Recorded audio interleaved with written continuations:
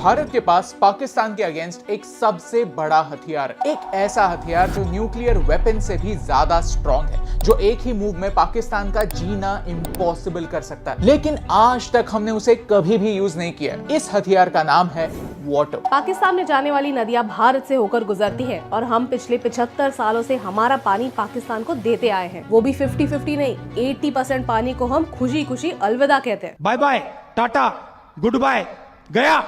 लेकिन क्यों? Indus water treaty की वजह से। ये है हमारी नई सीरीज पाकिस्तान एक्सप्लेन, जहां हम पाकिस्तान को समझने की कोशिश करते हैं, उनके प्रॉब्लम्स को एक इंडियन पर्सपेक्टिव से देखते हैं। अगर आपको इस वीडियो से वैल्यू मिलती है तो इसे अपने दोस्तों के साथ शेयर कीजिए, और अगर आप यहाँ पर नए हैं तो चैनल को सब्सक्राइब करना ना भूलिए। लेकिन वीडियो स्टार्ट करने से पहले let me thank the partner of today's video, coding invaders. Recession चल रहा है, ले ऑफ्स हो रहे हैं, वही इनका मिशन है भारत की यूथ को और एक्सपीरियंस्ड लोगों को एक कटिंग एज टेक्नोलॉजी में एक अमेजिंग करियर देना, वो भी जॉब सिक्योरिटी के साथ। हमारा करियर एक वॉर से कम नहीं, और जो इररेलेवेंट बन जाएगा वो ये वॉर हार जाएगा। That's why हम सबको हमारे करियर को फ्यूचर प्रूफ करने की जरूरत है। सबसे इंटरेस्टिंग बात यह है कि अगर आपका टेक में कोई बैकग्राउंड नहीं है या फिर आपको कोडिंग का सी भी नहीं आता तो कोई बात नहीं, आप फिर भी इस हाई पेइंग आईटी फील्ड में डेटा एनालिस्ट बन सकते हैं कोडिंग इन्वेडर्स के साथ। ये है भारत का लीडिंग प्लेटफॉर्म, क्योंकि कोडिंग इन्वेडर्स आपको एनरोल करने से पहले एक रिटन जॉब गारंटी अग्रीमेंट देते हैं, ताकि अगर आपको जॉब नहीं मिली तो आपको आपके पैसे वापस मिल पाए। कोडिंग इन्वेडर्स आपको 1-on-1 मेंटरशिप देता है, और Amazon, फिलिप्स, डेलॉयट के इंडस्ट्रियल एक्सपर्ट्स ने डिजाइन किए हुए real world business case studies भी ये सिर्फ टेक्निकल नॉलेज पर नहीं, प्रैक्टिकल नॉलेज पर फोकस करना सिखाते हैं। इनकी मदद से 20,000 से ज्यादा यंगस्टर्स ने ऑलरेडी एक हाई पेइंग पैकेज सिक्योर किया है। कहते हैं data is the new oil, तो आप भी आपके करियर को सेव कीजिए within 6.5 months। Click on the link in description for the job guarantee batch and use the code AN20 to get a 20% discount on the course fee. Chapter 1,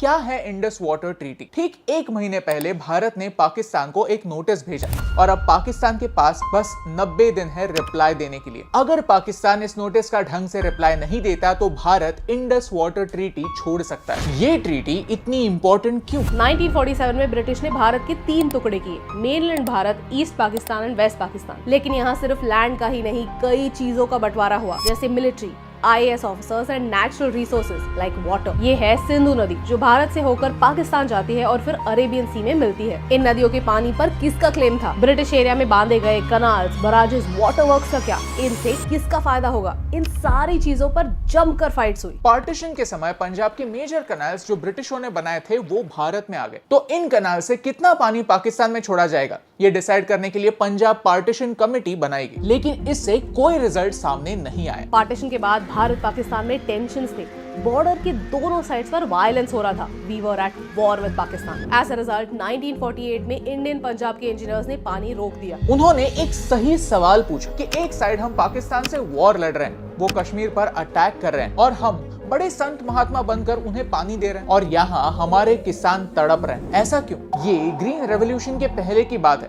तब भारत खाने में आत्मनिर्भर नहीं था, फॉरेन एड पर जी रहा था। पानी रुक जाने पर पाकिस्तान में फुल केओस हुआ। पाकिस्तान की सरकार नेगोशिएट करने के लिए आई और एक टेम्पररी अग्रीमेंट साइन हुआ। रिमेंबर कि ये एक टेम्पररी अग्रीमेंट था। वेस्ट पंजाब यानी पाकिस्तान के साइड के पंजाब ने भारत से कुछ समय मांगा था, ताकि वो पानी के ऑल्टरनेट सोर्सेज ढूंढ पाए। ये सिलसिला अगले 2 सालों के लिए चलता रहा, और फिर ये ओवर स्मार्ट इंसान बीच में आए। ये है डेविड लिलियन था, जिसने कहानी का रुख बदल दिया। उसने एक आर्टिकल लिखा, India and Pakistan another Korea in the making. उसने कहा कि पानी की वजह से इन दोनों देशों में वॉर हो सकती है। वो ये भूल गए कि पानी के बिना भी हमारे 2 देश ऑलरेडी झगड़ रहे थे। डेविड ने कहा कि ये एक पॉलिटिकल इशू नहीं, ये एक टेक्निकल इशू है, और इंजीनियर्स मिलकर इस इशू को सॉल्व कर सकते हैं। इस आर्टिकल को वर्ल्ड बैंक के प्रेसिडेंट ने पढ़ा और वो इम्प्रेस हो गए। उन्होंने कहा कि वर्ल्ड बैंक इस इशू को सुलझाने में हेल्प करेगा। मेरा एक सवाल है, भाई तू कौन है? तू कौन है? तू कौन है? आई मीन वर्ल्ड बैंक बीच में क्यों आया? हमने, भारत और पाकिस्तान ने वर्ल्ड बैंक को बीच में आने ही क्यों दिया? ये हमारा आपसी मामला है और हमें ये आपस में ही सुलझाना चाहिए था। लेकिन दोनों देशों की सरकार ने ये प्रूव कर दिया कि हम अपने दम पर डिसीजंस लेने के काबिल है ही नहीं। यहाँ जवाहरलाल नेहरू जी ने एक अच्छी बात की कि उन्होंने वर्ल्ड बैंक को कश्मीर इशू में पढ़ने से रोक दिया। उन्होंने कहा कि ये पंजाब का इशू है और इसका कश्मीर के इशू से कोई लेना देना नहीं। 1960 में इंडस वाटर ट्रीटी साइन हुई, और उसके बाद भारत पाकिस्तान के बीच 4 वॉर्स होने के बावजूद हमने इस ट्रीटी को कभी भी हाथ नहीं लगाया। ऐसा क्या है इस ट्रीटी में? चलिए जानते हैं। चैप्टर 2, ये ट्रीटी करता क्या है? ओके, बेसिकली ये इंडस वाटर ट्रीटी क्या करता है? वो नदियों के पानी को भारत और पाकिस्तान में बांटता है। भारत कितना पानी अपने पास रखता है और कितना पानी उसे पाकिस्तान में छोड़ना होगा, ये इंडस वाटर ट्रीटी डिसाइड करता है। फॉर दिस ट्रीटी नदियां दो टाइप की होती हैं, eastern reverse and western rivers. Eastern reverse पर भारत का 100% कंट्रोल है और वेस्टर्न रिवर्स पर पाकिस्तान का। ट्रीटी में साफ साफ लिखा गया है कि अगर हम वेस्टर्न रिवर्स के पानी का इस्तेमाल हाइड्रो पावर के लिए करते हैं तो हमें ये पानी 24 घंटों के अंदर अंदर वापस नदी में छोड़ देना होगा। इसे run of the river power projects कहते हैं। रवि, ब्यास, सतलुज रिवर्स को भारत कंट्रोल कर सकता है, यानी इन रिवर्स के फ्लो पर पाकिस्तान का कोई कंट्रोल नहीं है। हमें इन तीन नदियों पर डैम्स या वाटर स्टोरेज स्ट्रक्चर्स बनाने का फुल फ्रीडम है। On the other hand, Indus, Jhelum और चेनाब रिवर्स पाकिस्तान के शेयर में आते हैं। इनमें से हम सिर्फ लिमिटेड यूज के लिए पानी यूज कर सकते हैं। ऑन द सर्फेस ये ट्रीटी लगता काफी फेयर है, 3 रिवर्स पाकिस्तान के लिए, 3 रिवर्स भारत के लिए। लेकिन इंडस रिवर बेसिन का 80% पानी वेस्टर्न रिवर्स यानी इंडस, झेलम और चेनाब में होता है। यानी इस ट्रीटी के थ्रू 80% पानी का कंट्रोल पाकिस्तान के पास गया है। प्लस ब्रिटिशों ने सारे कैनाल्स भारत में बनाए, तो इस ट्रीटी के थ्रू हमें पाकिस्तान को 62 मिलियन पाउंड्स देने पड़े ताकि वो इन पैसों से पाकिस्तान के साइड में कैनाल्स बना पाए। भारत जैसे गरीब देश को पानी के लिए ये तगड़ी प्राइस चुकानी पड़ी। इंडस वाटर ट्रीटी फॉलो हो रही है या नहीं ये देखने के लिए एक परमानेंट इंडस कमीशन बनाया गया है ताकि वो दोनों देशों पर नजर रख पाए और प्रॉब्लम्स को सॉर्ट आउट कर पाए। कमीशन के मेंबर्स विजिट्स प्लान कर सकते हैं वाटर स्टोरेज साइट्स, डैम्स और कनाल्स को इंस्पेक्ट करने के लिए टू एंश्योर कि ट्रीटी के प्रोविजंस फॉलो हो रहे हैं। इस कमीशन ने पिछले 60 सालों में 118 विजिट्स प्लान किए हैं। अगर इस कमीशन को लगता है कि ट्रीटी फॉलो नहीं हो रही है तो इस ट्रीटी में एक 3 टियर रेजोल्यूशन सिस्टम मेंशन किया हुआ है। क्वेश्चन, डिफरेंस और डिस्प्यूट।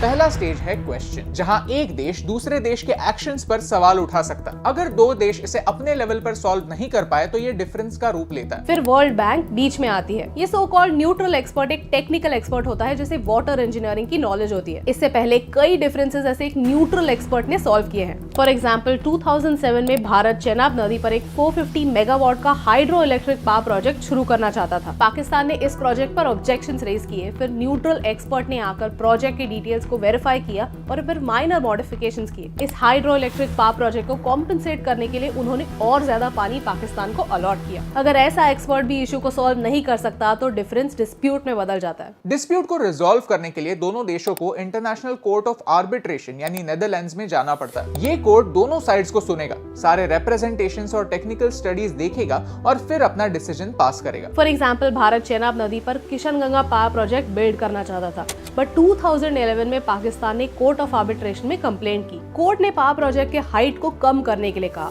उन्होंने पाकिस्तान के ऑब्जेक्शंस को डिसमिस किया और भारत के डिजाइन को थोड़ा मॉडिफाई किया ताकि पानी का फ्लो कम ना हो। ये सब तो ठीक है, लेकिन अब इशू क्या है? असली इशू तो पिछले कुछ सालों से हो रहा है। 2015 में पाकिस्तान ने वर्ल्ड बैंक से न्यूट्रल एक्सपर्ट की मांग की to protest against the Kishanganga and Ratle power project. Bharat ने न्यूट्रल एक्सपर्ट की मांग को एक्सेप्ट किया। 2016 में पाकिस्तान ने यूनिलैटरली ये डिमांड वापस ली और डिमांड किया कि कोर्ट ऑफ आर्बिट्रेशन में इस चीज को सुना जाए। यानी पाकिस्तान ने सेकंड स्टेप को छोड़कर डायरेक्टली थर्ड स्टेप पर जाने की कोशिश की एंड वर्ल्ड बैंक ने दोनों neutral expert and court of arbitration को ग्रीन लाइट कर दिया। ट्रीटी खुद कहती है कि जब न्यूट्रल एक्सपर्ट अपना ओपिनियन दे रहा है तब कोर्ट ऑफ आर्बिट्रेशन अपने प्रोसीडिंग्स नहीं कर सकता। उन्हें सेकंड स्टेप को छोड़कर थर्ड स्टेप पर जाने की जरूरत ही नहीं है। अगर इन दोनों पार्टीज ने अलग अलग ओपिनियंस दिए तो किसका ओपिनियन सही होगा? वर्ल्ड बैंक का एक ही काम है कि ट्रीटी के प्रोविजंस फॉलो हो रहे हैं कि नहीं ये देखो। वर्ल्ड बैंक के पास कोई वीटो पावर नहीं है डिसाइड करने के लिए कि कौन सही है और कौन गलत। भारत के प्रोटेस्ट के बाद वर्ल्ड बैंक ने इस प्रोसेस को पॉज कर दिया था, लेकिन मिस्टीरियसली 2022 में ये प्रोसेस फिर से शुरू कर दिया। इसी इशू के प्रोटेस्ट में भारत ने पाकिस्तान को ट्रीटी अमेंडमेंट का नोटिस भेजा। उन्होंने कहा कि हमें ये ट्रीटी को चेंज करना है। इस ट्रीटी को इंटरनेशनल मीडिया कोऑपरेशन की मिसाल मानता है, लेकिन सच तो ये है कि कॉम्प्रोमाइज हम करते हैं, इसीलिए ये ट्रीटी आज तक चल रहा है। जब रिवर्स की बात आती है तो आप उसे अपर और लोअर राइपेरियन नेशंस में डिवाइड कर सकते हैं। ब्रह्मपुत्र के केस में चाइना अपर राइपेरियन नेशन है, भारत मिडिल राइपेरियन नेशन और बांग्लादेश लोअर राइपेरियन नेशन है। अपर राइपेरियन नेशन के पास हमेशा से अपर हैंड रहता है। वो पानी का रुख कम्प्लीटली बदल सकते हैं। वो डैम्स और वाटर स्टोरेज स्ट्रक्चर्स बनाकर पानी का फ्लो रोक सकते हैं। अब इंडस वाटर ट्रीटी के केस में भारत अपर राइपेरियन नेशन होता है, यानी भारत के पास अपर हैंड है। इसी इक्वेशन में बैलेंस लाने की कोशिश इंडस वाटर ट्रीटी करता है। But the funny part is no other country in the world has an agreement like this with any other country. Pakistan की लीडरशिप अक्सर उनके सारे वाटर की प्रॉब्लम्स इंडस वाटर ट्रीटी पर ब्लेम करती है। इस ट्रीटी के अंडर उन्हें 80% पानी मिल रहा है, फिर भी वो और ज्यादा कंट्रोल की मांग करते हैं। अगर पाकिस्तान में फ्लड्स होते हैं तो वो इंडिया को ब्लेम करते हैं कि हम हमारे रिवर से ज्यादा पानी छोड़ रहे हैं। अगर पाकिस्तान में ड्रॉट्स होते हैं तो वो इंडिया को ब्लेम करता है कि हम पानी को रोक रहे हैं। इस ट्रीटी की वजह से भारत अपने बॉर्डर्स के अंदर अपने लोगों के लिए भी कोई डिसीजंस नहीं ले सकता, क्योंकि हर चीज में पाकिस्तान को एक ऑब्जेक्शन है। चैप्टर 3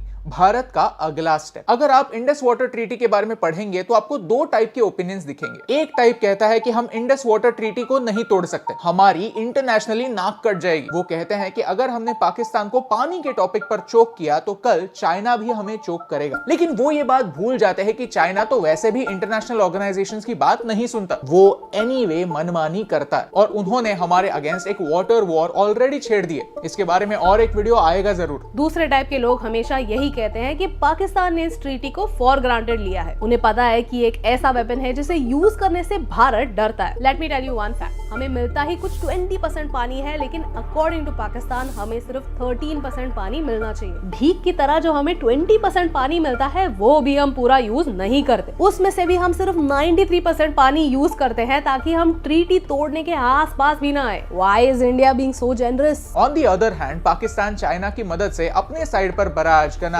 डैम्स मस्त बना रहा है। सीपीईसी के अंडर इन टाइप के प्रोजेक्ट्स के लिए फंडिंग भी ले रहा है। वो उनके साइड के पॉपुलेशन की पानी की रिक्वायरमेंट पूरी कर रहा है और हम अच्छी इमेज रखने के लिए हमारे लोगों को इग्नोर कर रहे हैं। अब इंटरेस्टिंग बात यह है कि जम्मू और कश्मीर ने भारत को 2003 में ही कहा था कि आप इंडस वाटर ट्रीटी को एक बार फिर देखिए, क्योंकि आज भारत के जम्मू और कश्मीर के लोग इस पानी का इस्तेमाल नहीं कर सकते। अब जाकर भारत ने पाकिस्तान को नोटिस भेजा है। भारत ने जो नोटिस भेजा है वो स्ट्रिक्टली कॉन्फिडेंशियल है, इसकी डिटेल्स पब्लिक में अवेलेबल नहीं है। ये वीडियो बनाते समय पाकिस्तान ने इस नोटिस पर कोई रिस्पॉन्स नहीं भेजा है। अब दो चीजें हो सकती हैं, एक कि पाकिस्तान इस नोटिस पर रिस्पॉन्ड करेगा एंड दूसरा कि पाकिस्तान इस नोटिस पर रिस्पॉन्ड नहीं करेगा। अगर पाकिस्तान कोई रिस्पॉन्स नहीं भेजता तो Bharat Indus water treaty exit कर पाएगा। ये हमारे फार्मर्स के लिए एक बड़ी जीत होगी, क्योंकि फिर हम जो 80% पानी जाने दे रहे हैं उसे यूज कर पाएंगे। Chapter 4 conclusion. You know the interesting part, जब हम इंडस वाटर ट्रीटी के बारे में रिसर्च कर रहे थे, पेपर्स पढ़ रहे थे,